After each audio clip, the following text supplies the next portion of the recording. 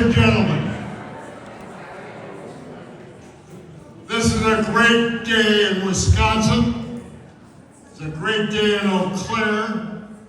It's a great day for healthcare in the world.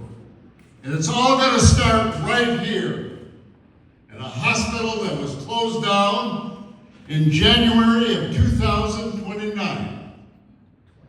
I got contacted at that time by Tim Nelson, and of course by your great Chamber of Commerce, who is always front and center, and said we got to do something. And I was involved up here on several meetings, and always in those meetings, what amazed me was the dedication and the vision of the people of Eau Claire. The people that wanted to build something out of this hospital, the 900 district. It was going to mean changes for the better for all the people, and that's what's happening. You have some outstanding citizens, I can name them all, but right now I just would like to say the Sontags, thank you for your tremendous generosity to Eau Claire. They dated when they came to Eau Claire way back when, and they still love Eau Claire. The Waniks, they're not from Eau Claire, but they're from the world. Ashley Furniture is all over. The biggest furniture dealer, manufacturer in the world. And they are involved. John Menard, he believed in this and he contributed.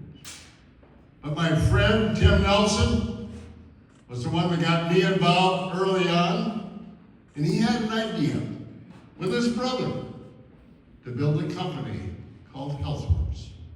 And with the financial help of the Waniks and many other people, and also with the help of a company that I'm on the board of, who helped put money in all the way from Washington, D.C., contributed to HealthWorks to make that possible. And HealthWorks is going to be the cornerstone of a lot of innovation. You're going to see things come out of this building, like heart pumps, like opportunities to have new hearts in the future, like other wonderful brand new technology. And it's all going to happen right here. And there were two individuals besides Tim in the chamber, in the county, the city, and all the people. Were two individuals who grew up in Eau Claire. And what was their number one concern? How can we help the people of Eau Claire? They went out with their ingenuity and innovation, Zach and Jason, and built a great company. A great company. Zach's ideas, Jason's leadership together, and they sold it, and then they decided, let's do some things more for the people of Eau Claire. And that's what they've done. They themselves are helping to turn around Eau Claire. And so, ladies and gentlemen, from what happened in January of 2029, or 2024, when we were all depressed, we have this giant building, and so many people, all of you who are involved, are part of it. So ladies and gentlemen, today is a day for dreams. I want all of you to think out, how can we be part of this? How can we be part of the 900 district and make it possible and make it the biggest and best? And you're going to have not only the college and vocational schools teaming up here, you're going to have entrepreneurs coming here from all over the world that want to set up a business, a new idea, a new opportunity out of this great building. And it was because of the leadership of Tim Nelson, Zach, and Jason that made this possible. So my tremendous thanks to all of you. I love you all in Eau Claire and the Chippewa Valley, which I've talked about so many times. I just congratulations. You're on the beginning steps of something great right here that all of you can look back at. I was there the day that it was unveiled, the day the dreams started, and the dreams will be completed when sick people come out of here with instruments and devices that make their lives better. And it's my tremendous honor and privilege to introduce Zach Homestead, who is an individual, ladies and gentlemen.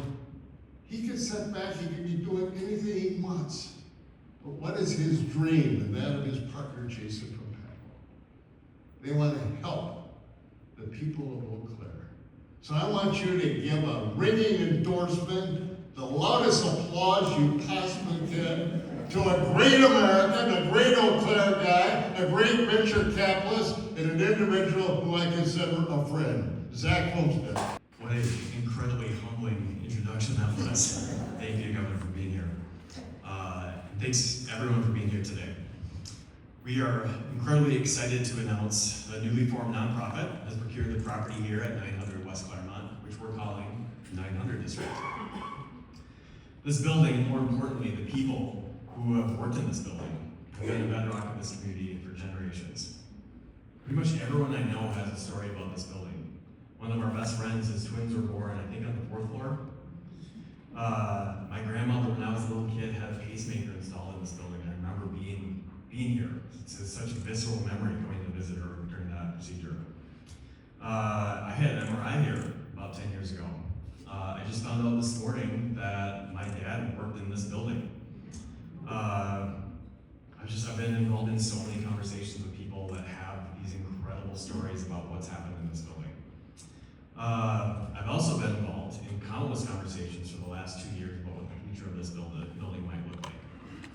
Through that time, I've just been absolutely amazed at the excitement that comes with the space and the caliber of people that are wanting to be involved in this project. Our goal is to give them a place to live and enable them to have collaborations with like-minded people. All these folks that have come and engaged with us on this building have very similar passions and expertise in education, in training, and innovation, all in support of health and wellness, not only in our community, but beyond. These are people who have influenced health and wellness around the world today. With that, I'm going to turn it over to my friend Woody to start introducing a few of these people.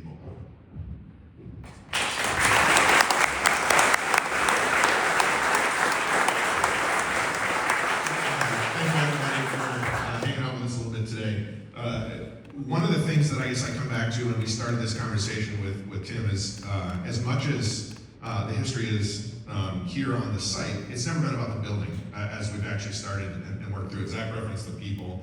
And the biggest aspect that I want everyone to understand about the district is it's an opportunity and a place to call home for collaborating partners that are actually focused on the innovation community and the established work that we can all do together as we continue to move forward with the vision.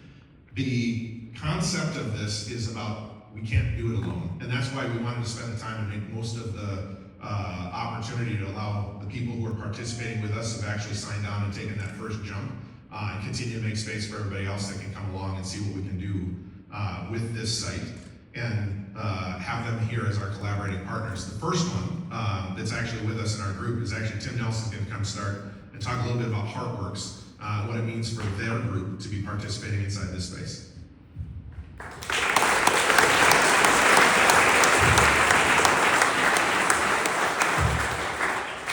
Wow, it's a real pleasure to be here. Thank you for everybody being here. It's a dream come true to watch this building transform itself into something new and exciting. Healthcare has its challenges. Healthcare is broken at some level.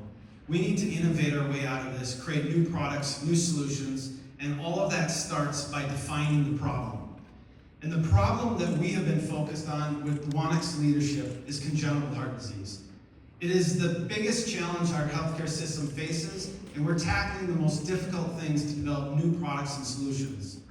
That's what this building represents, that's what all of you represent, is a collaboration, pre-competitive collaboration to do the impossible. The problems are clear. Now we have to put the ingenuity and the innovation together to solve it.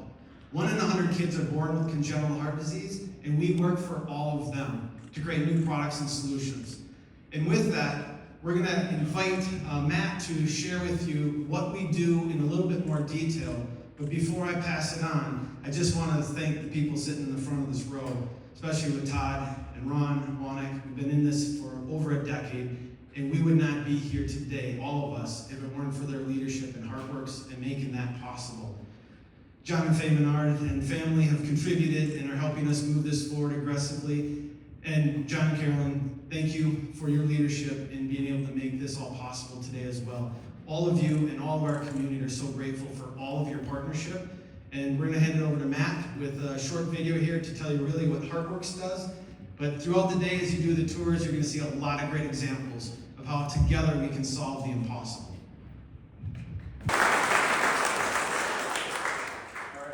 All right, so that explains it better than I can. Probably not better than Tim can, but he always makes me follow him, which is brutal because he's brilliant up here. HeartWorks is a clinical stage nonprofit. Clinical stage in that we have active clinical trials that we're enrolling patients in, and clinical stage in that we have manufacturing facilities able to manufacture clinical grade products, and clinical stage in that we have regulatory and quality systems built and a team that can support FDA trials. We follow FDA rules and permissions, and we have the team built to do that. Our platform technology we've been working on since 2010. We've been at this a long time. And thanks to the patience of Todd and Karen and the Wanek family, they've stood by us that whole time. And it takes a long time to develop something. But this is really exciting. Like, you see the potential impact, and we're gonna realize that impact as we get through the clinical trials. So we've been at this a long time. It's our platform technology. You take a chunk of skin, you manipulate it into beating, contracting heart muscle, and we inject that. There's a stem cell step in it, but this isn't just stem cells, right? Many of you, I'm sure, have opinions on stem cells. This isn't just stem cells. That's one step. We actually differentiate stem cells into beating, contracting heart muscle. So we're not doing stem cell therapy, we're making hearts. We build hearts. We have facilities in Rochester, Minnesota, Sky Park in Eau Claire for manufacturing, and we're proud to announce that this is going to be our 3rd location to develop new products. We have 43 full-time people working on this, and that grows every year. The main thing I'm standing up here thinking today, though, is I'm a really proud brother. I know it's really safe to say that many, many people have done a lot to make this day happen. As a brother, I'm going to go out there and say nobody's done what Tim's done to make today happen. He would not let this place come down. He saw the potential of how it could change lives for CHD, but we kept getting tripped up that it's too big. It's too big. This isn't how we can allocate our resources to this whole building. So Tim being Tim said, I know what this is going to do for HeartWorks, and so I just have to find other people to come along with me to make it happen. And that's why we're here today. And that's a brother speaking, but a really proud brother. So that's where I'm at today. Thanks for coming.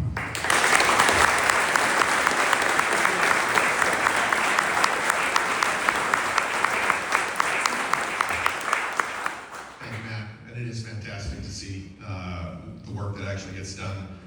The next group that I want to be able to have come chat is we have to talk about how we get the next generation ready to do some of this work. And for that, I'm going to bring our friends from CBTC in.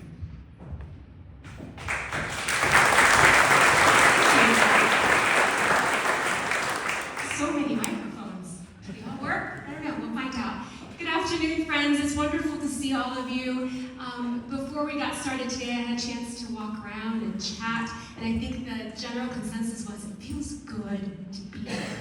It feels good to be occupying this space.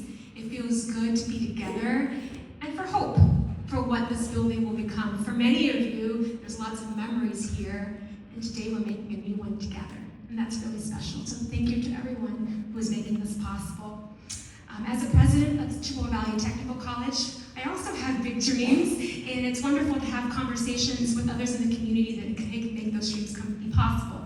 Our mission at our college is to deliver innovative, applied, and flexible education that supports a diverse community of learners, improves the lives of students, and adds values to our communities. The communities that CVTC serves spans 11 counties. So we're not just locally, we're really a region. And supporting a strong healthcare workforce across our district is key to our mission. It's the key to the vitality of our communities that we serve. And our programming supports new and also existing health professionals through nursing and so many allied health programs. And when I use the term allied health, I'm referring to everyone that's not a nurse or a doctor, right? There's sonographers, radiologists, respiratory care, and so many others. And so we knew that we needed to expand our simulation capacity and capabilities for some time now. And with advances in technology and the need of our students and our industry continues to change so rapidly, we knew that we needed to expand our simulation and make it more cross-functional. Those who work in healthcare know that you don't work in a vacuum, you work with teams. And we just simply didn't have a space to make that possible. And then add to that advanced technologies like virtual reality. We're doing so much more in that space. We know that today's workforce, our graduates, have to be job ready from day one. They expect that from us, and they should be. And simulation allows us to train students to practice, to make mistakes, to build confidence, to refine skills, upskill new ones, in a safe learning environment before they enter the workforce. As technology and industry continues to evolve, our environment has to evolve as well. And so through this potential new partnership opportunity, we're now positioned to significantly expand our capability and capacity to drive innovation through simulation experiences. We will now be able to, through this investment, serve more students, offer more advanced learning experiences, and most importantly, replicate real-world environments. You know that CVTC is known for the applied, hands-on education, and that's what this opportunity gives us a chance to do. The potential spaces here at the 900 District Building are exactly the type of spaces that we try to simulate over at our building next door. But now we get to do one in what used to be a functioning hospital. There's nothing more perfect than that. And let's not forget the opportunity to have our students work alongside other healthcare sector companies and organizations. And that's going to provide them a unique exposure to technology and to partnerships. Friends, for us, this space is more than just an expansion. It reflects our belief that the best solutions emerge when education and industry work together to prepare learners for the future. So I thank you for joining us today as we continue to explore the exciting opportunities that this space will hold for us. We'll continue to make more memories in our community, and I see such huge potential for our future. Thank you to everyone who made this possible. Thank you, Woody. And it's tough, even if you're several speakers removed from Tommy Thompson, it's tough to follow Tommy Thompson. But I just want to say thank you to him and actually echo what he said. It's a great day to be in Eau Claire, and I will amplify that by saying it's a great day to be affiliated with 900 District, and it's a great day to be in the company of several Blue Goals who are making all of this happen. But I also want to say thank you to the people who got us to this point. When the sisters decided that they couldn't make a go of it any longer, eventually our UW Eau Claire Foundation stepped in and purchased the property from the sisters and kept this building alive. And I'm going to come back to that more than once. It's keep the building alive, because once you stop feeding it, so to speak, with heat and air conditioning, it will not survive. It will have to come down. But our foundation stepped up and made that happen, and then Stuart Schaefer, who I know is here in the room from Commonweal, also stepped up and kept it alive when the foundation said, you know, we really can't make this work for the university as a standalone entity. We need another partner to come in. Stuart and Commonweal kept it alive until Tim and Zach and Woody came forward and continued that and got us to where we are today. Without all of those entities coming together in that sequence, we would not be here today. I think it's safe to say that. So a little bit about what EW Eau Claire's, the opportunities for EW Eau Claire. I'm going to specifically talk about 3 of them. It's all around healthcare. It's all around having your health span match your lifespan. I know that's an interesting phrase to think about, making your end times, if you will, on this earth as healthy as when you were much younger. But it's all around collaboration. This is a huge building, but what's even bigger than this building is the potential and the opportunities that this building provides. Proximity creates opportunities to collaborate. I won't use your phrase, forced proximity, but it's proximity to people who are like-minded and have similar hopes and similar dreams that allows us to collaborate. And only through collaboration can we achieve goals that we never could have achieved on our own. So I'm going to talk about 3. First of all, our nursing program. 5 years ago, we were graduating 80 nurses a year. Not bad. We had 250 to 300 students showing up every fall semester saying, I want to be a nurse. We could say yes to less than a third of them. That's unacceptable. Thanks to a workforce innovation grant that we received about 4 years ago, we were able to do curriculum reform, and I give all the credit to our nursing faculty and staff to figure out how you do more simulation, how you change the curriculum so that you can actually graduate more students. And we were able to change that 80 per year to 128 per year over the course of that grant. It's a big step. From what we learned in that grant, we being the nursing folks who drove this, we've actually increased that to around 140 or 150 per year. So we're making progress. But UW Eau Claire cannot meet the goal that we have, which is to graduate as many of those nurses who show up on day 1 and are qualified to be a nurse, which means we have to figure out how to double what we're currently doing.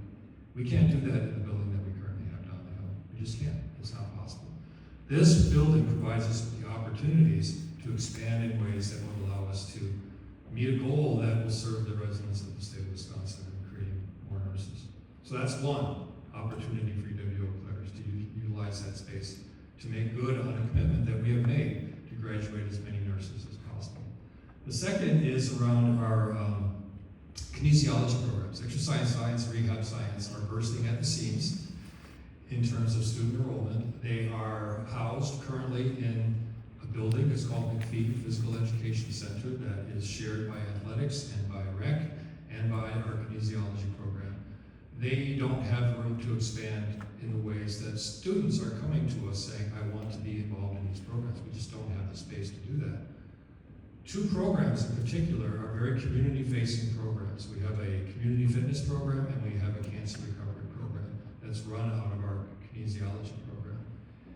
Right now, they do that work in I would call it the bowels of McPhee. Right? It's down in the basement, and it's really hard to get there. It's not accessible to people who have mobility issues, at least it's not easily accessible. It would be wonderful if we could move a lot of that community-facing programming to a facility like this that's designed to be accessible and is designed to be a more welcoming space for those sorts of activities. So that's another one. Expanding our nursing program, expanding our kinesiology programs, and making those community-facing kinesiology programs much more accessible. This building provides us with opportunities to do that. The third one is biomedical engineering. We're going to hear from some biomedical engineers in just a little bit. It's one of our most popular majors at the University of Wisconsin. It's not quite nursing in terms of 250 students coming here every year, but in terms of an engineering program, it is by far our most popular engineering program. The opportunity for our students to participate in collaborations up here with medical device manufacturers, with biomedical engineers who work in the field, internships, job shadowing, just being able to have research projects between our faculty and our students with people who are actually participating in that important work as part of their job, which just will be a game changer for you. So we are really excited about those 3 opportunities. That's just scratching the surface of things that we could do between UW Eau Claire and this facility. Again, The building is a tool. The building will be a tool for us to achieve really, really important goals, and it's only through collaboration that we can get there to do that. So. I've ever spoken to, but really glad to be here. Super excited. Let's see if I click this.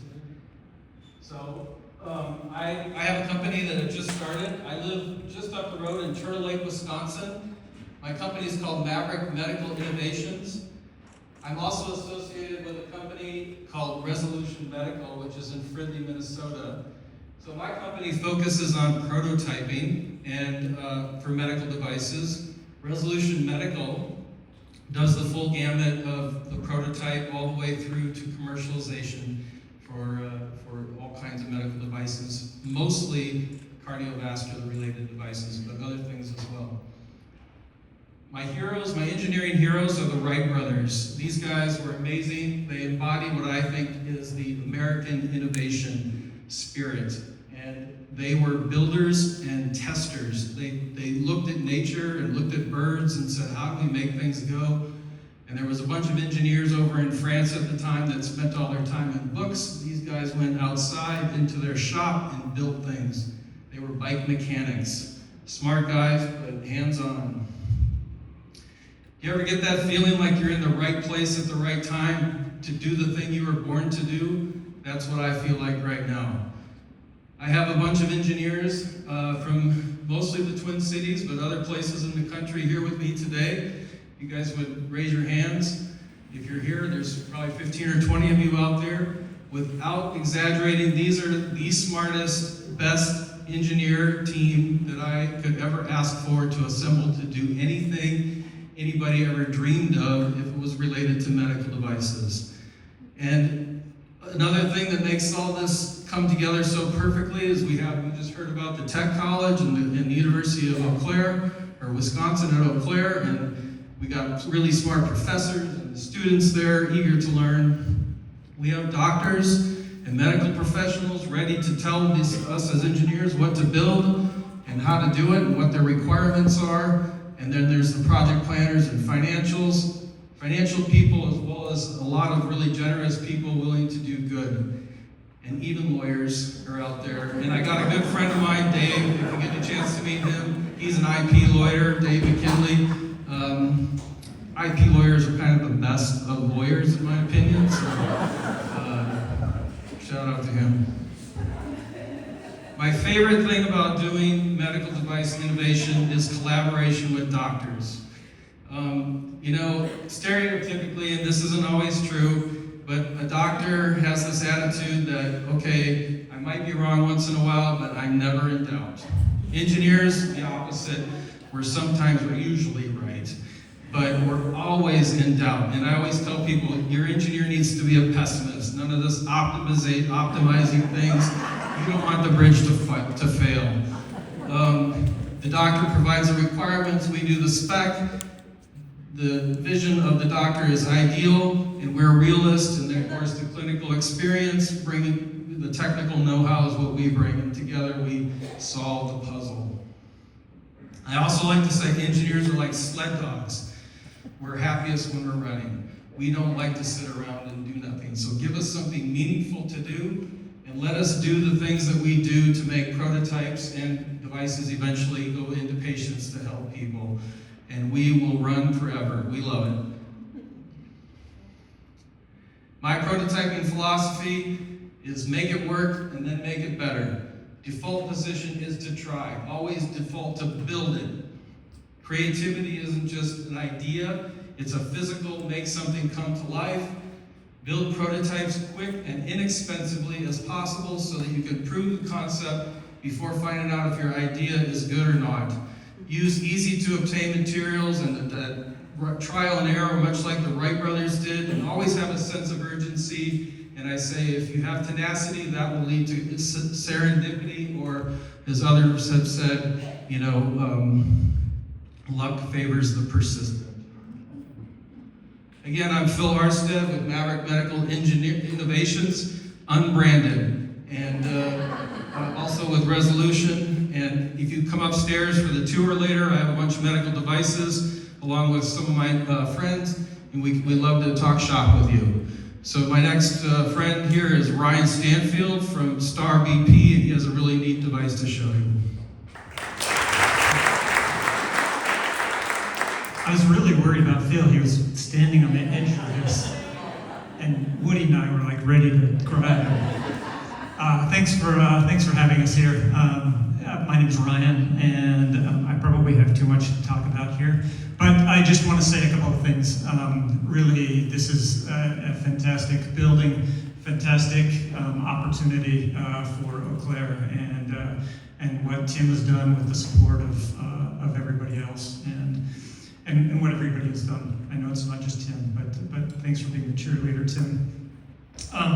And excited to be involved with everybody. So I have a really soft spot in my heart, pun intended, for pediatric heart failure, and I'll just talk a little bit about that very briefly. I have too many things to talk about here, but pediatric heart failure is a big problem, and it's a problem for a lot of children that are born with congenital heart disease or single ventricle heart defects. And I won't go into that too much, but they have limited options and on how to treat that. And if you can turn your head and not look at this if you don't want to, but this is what some kids have to go through when they have heart failure and they're in hospitals and tied down to devices. And so I'm working, and you can see here's another picture of a child. This is a device that they're basically strapped to keep them alive. And so I'm working on a number of devices and really excited about these and potential collaborations that we have here with the 900 district and with HeartWorks. And so I'm not going to go into this too much, but I will just say I've got we have one of them is this right here. It's really difficult for you to see, but it's the world's first commercially approved polymeric heart valve.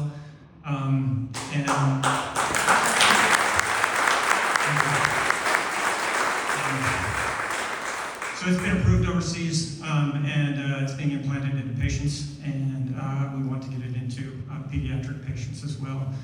And another device that I'm working on here is this here. So it's a fully implantable heart pump that goes into a child's heart. I have one of them here. I always like to pull it out of my pocket. Right here, it's about the size of, if you take out your pinky, you can see that's about the size of it. And so this goes into the ventricle and is implanted and can keep all kinds of patients alive and keep their hearts functioning and potentially even recover. So,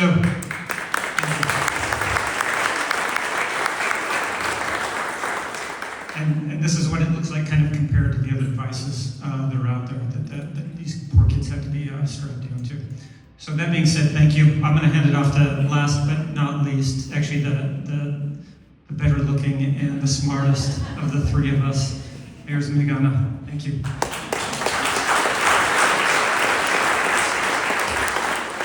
No chance. I think any doctor feels way less smart when surrounded by engineers, and that's absolutely true in my case. My name is Megana Helder, and I'm a cardiac surgeon.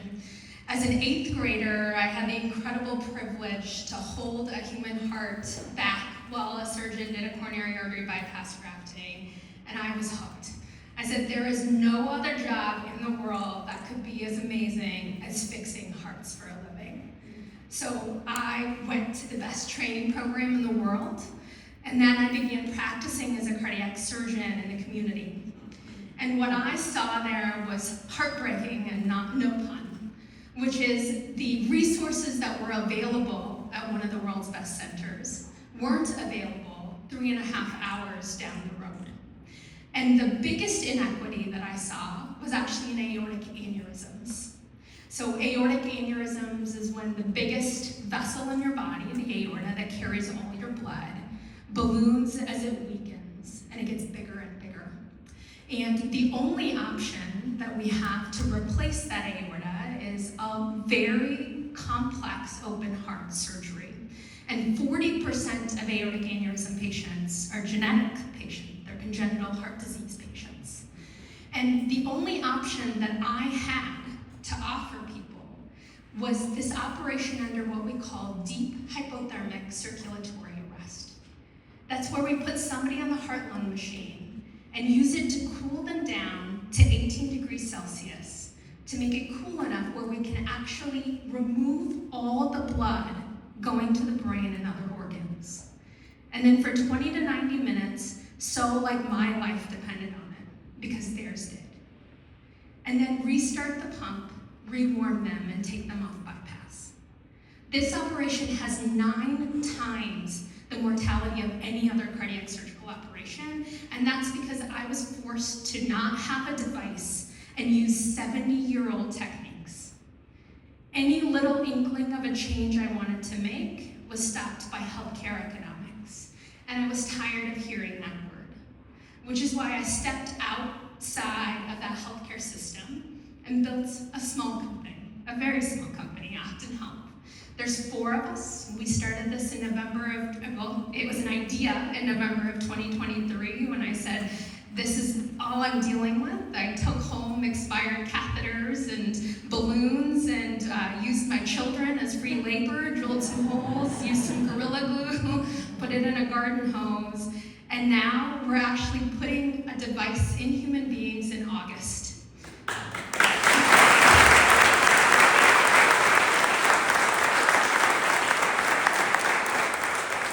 And what our device does is it actually provides blood flow to your organs while we're replacing the aorta. Not a groundbreaking idea, a simple one. Blood flow is good, and cooling and rewarming and 8 hours of time on the operating room table is bad. And it really just took somebody that said, I'm done dealing with the nose. And that's why it feels like an incredible homecoming to be here amongst friends, people that I've looked up to my entire training life, like Tim Nelson.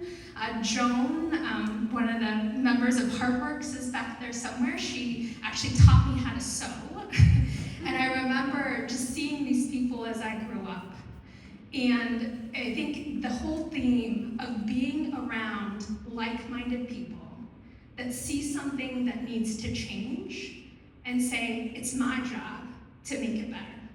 We can't imagine that we would be in this position to be part of that team.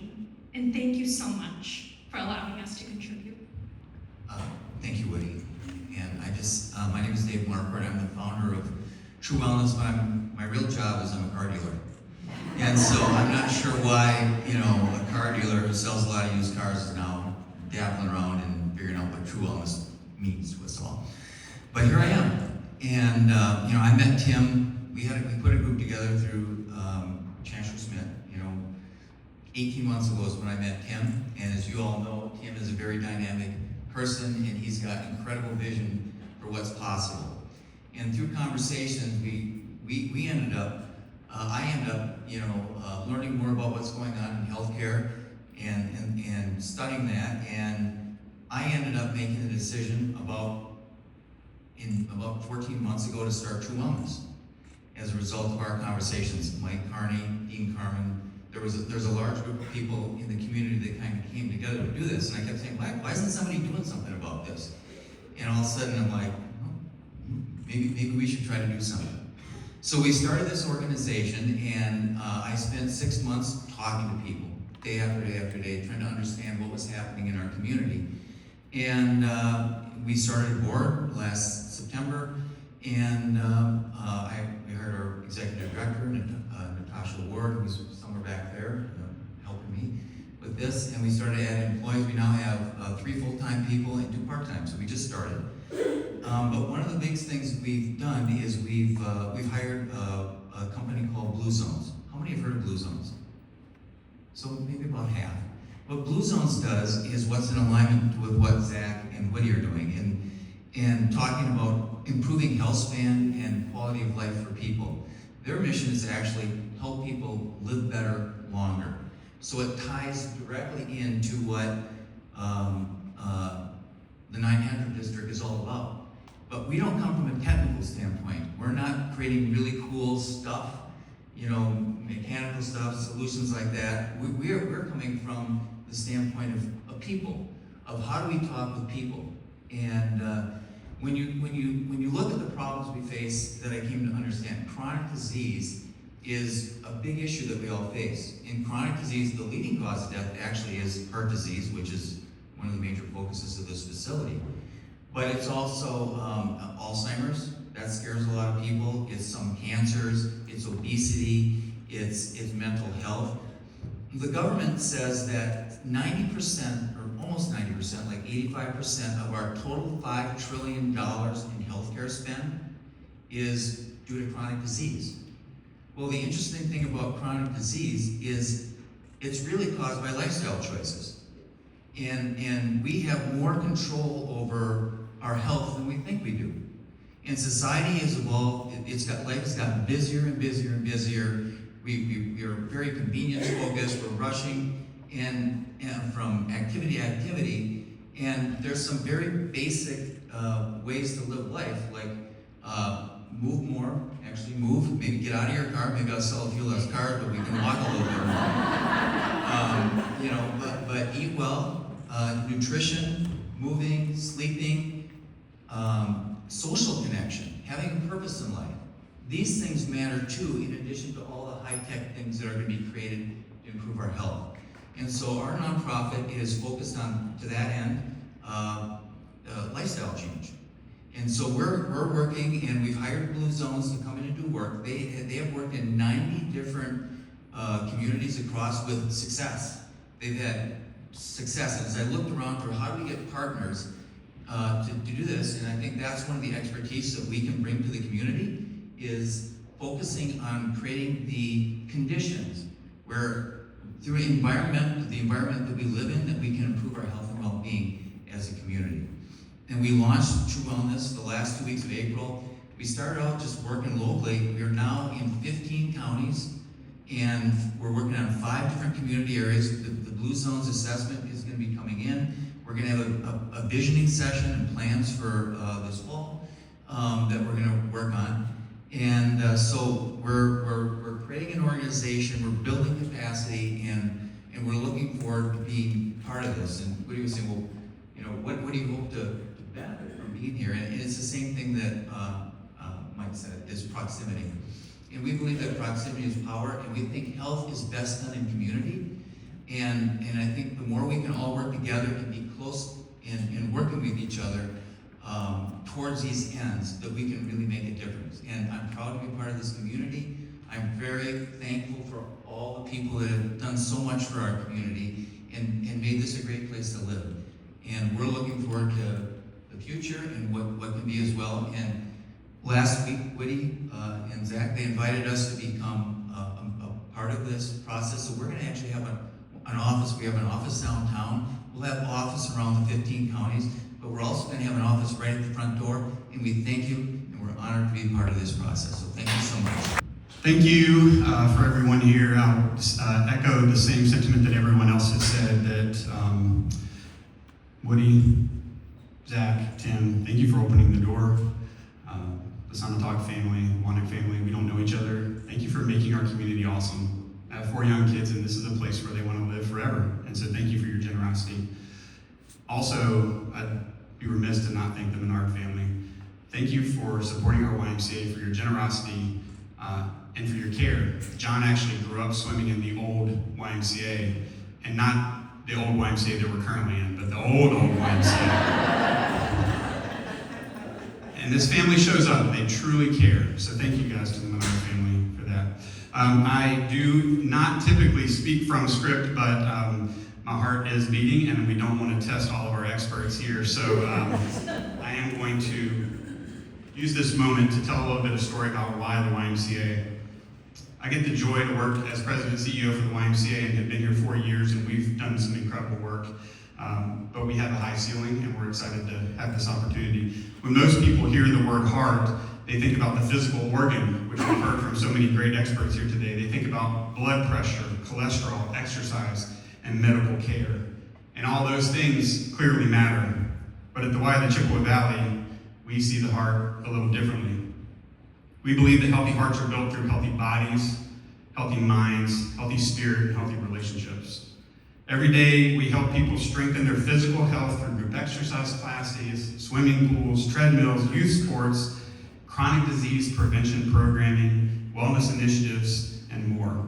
We provide evidence-based programs for cancer survivors, people living with Parkinson's disease, individuals experiencing dementia, and those working towards healthier lifestyles. But we also know that health is about much more than exercise. A child who learns to swim gains confidence. A young athlete learns teamwork, responsibility, and perseverance. A working parent finds peace of mind through quality childcare. An older adult finds friendship and connection in a group class or around a coffee table after a workout or the parking lot, Woody. These moments may not show up on a medical chart, but they have profound impact on the health and well-being of people. The Y's mission has always been to strengthen spirit, mind, and body for all. That mission comes to life through our early learning programs, school age, summer camp, youth sports, family activities, wellness offerings, and more. We're serving 25,000 members across the Chippewa Valley and more that are not members enrolled in our programs. We have hundreds and hundreds of kids in camps all across our communities. We create the spaces where people feel they belong, where relationships are built and where individuals can thrive. Because one of the greatest predictors of health isn't just access to health care, it's the connection to others. It's having a place where someone knows your name. It's having friends who encourage you. It's belonging to a community that cares whether you show up. At the YMCA, we see those connections formed every day. They happen on pool decks, in childcare classrooms, on basketball courts, around campfires, and in conversations between neighbors who may have never met otherwise. As the Heart Collaboration Center looks toward the future, we believe the YMCA brings something unique to the partnership. The YMCA helps communities stay healthy. Healthcare treats disease. The YMCA helps build habits, relationships, confidence, and purpose that can prevent disease and improve quality of life. Transparently speaking, we don't have all the answers of what this looks like, but together we have an opportunity to create something special that is more than a building. We can create a space where innovation, healthcare, prevention, wellness, and community all work together. We are in the business of strengthening the heart of people. Yes, physically, treadmills are important to our work, but more importantly, the hearts that make kind, caring, loving people in our community. And when we strengthen the hearts of a community, we improve the future for that community. Thank you guys so much for allowing us to be part of this.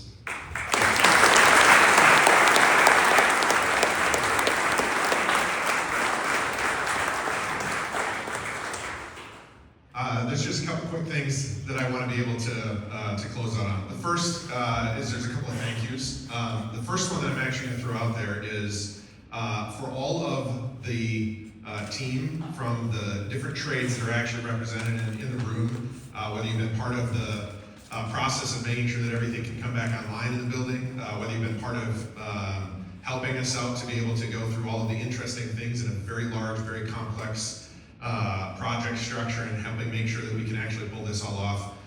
Thank you. It is tremendously appreciated, and I hope that we get an opportunity to enjoy this for many generations to be able to come because of the work that you all do.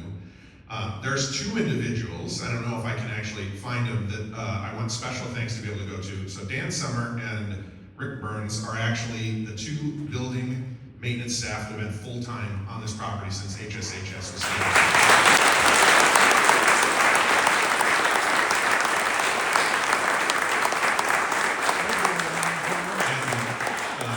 They do the work that needs to happen and actually have guided us in so many ways. And actually, there's a few opportunities that Dan has specifically brought over because they believe in what we're doing and they're excited about what goes on here. And I truly appreciate what they've done. We wouldn't be able to stand here today without their work as well. I also want to make sure that I can say thank you to everyone else that has come out to be able to help, especially the team from the city, the staff and the rest of the group that has actually helped us navigate this have been tremendously generous with their time and insight to be able to facilitate how we can actually pull all this off and take a large single-tenant structure into what will be something that the entirety community can enjoy. And you've seen the range of things that will continue to take place here. it is not a small undertaking, and so grateful for everybody else that has been able to come along with that. One other comment that I want to be able to have today, but before I do that, if you wouldn't mind, I think, Carolyn, would you make a brief comment for us as we close out the day?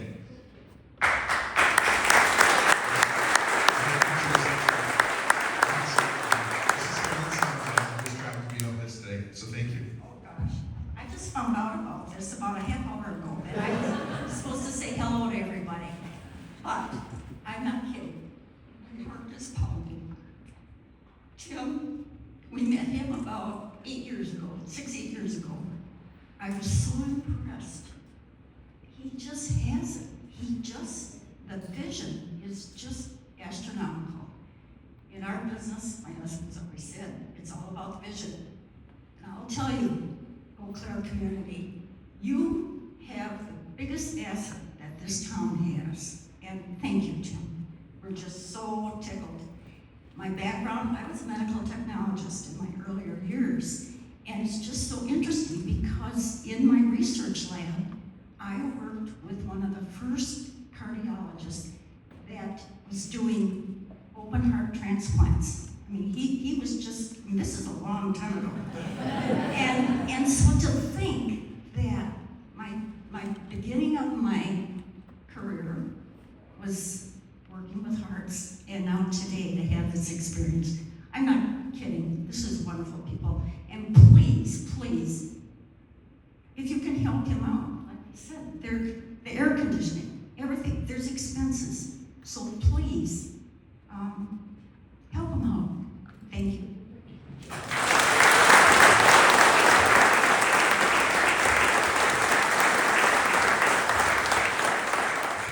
Thank you, everybody, for your time and attention today. I guess what I want to say to finish up is that what we hoped to put out today was not a finished product. It was a first sketch.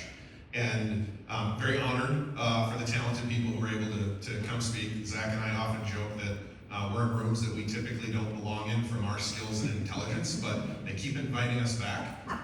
And somehow I'm still holding the microphone at the end of the day. So I'm going to take it for what it is and say thank you to everybody. I look forward to the opportunity, and I guess the other charge that I would have is the group that's here, it turns out we did not fill this space, and there is the entirety of the campus that is actually available for us to continue to work and collaborate.